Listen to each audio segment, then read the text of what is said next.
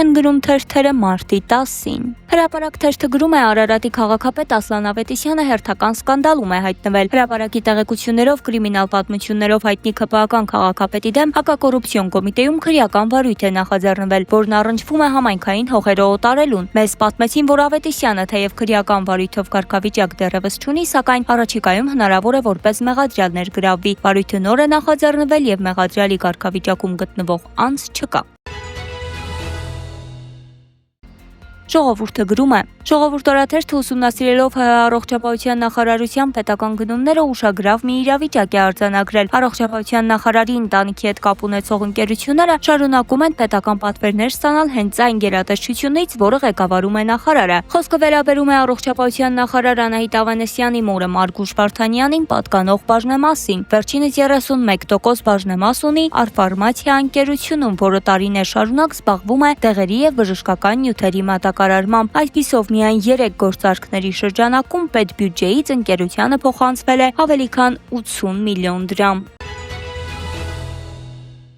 Հրապարակ թերթը գրում է. Երևանի նախկին քաղաքապետ Հայկ Մարությանը, որը դեռ դեկտեմբերին հայտարարեց նոր ուժ կուսակցությամբ 2026-ի ընտրություններին մասնակցելու մասին, մարտի 7-ին գրեթե գաղտնի համագումար է անցկացրել կուսակցության գրասենյակում, այն չի լուսաբանվել, հաղորդագրություն չի տարածվել։ Որոշել են առաջիկայում ներկայացնել համագումարի ընթացքում ընտրվել է կուսակցության վարչության նոր կազմը եւ հաստատվել են նախընտրական ցուցակի առաջին 30 անունները, նաեւ քննարկվել են ծրագրային դրույթներին վերաբերող հարցեր։ Մեզ ասած կուսակցության մամուլի պատասխանատուն նշելով, որ առաջիկայում միջոցառում են նախատեսել, որի ժամանակ կներկայացնեն նախընտրական ծրագիրը։ Ցուցակը գլխավորելու է Մարությանը, նոր ուժը միայնակ է մասնակցելու։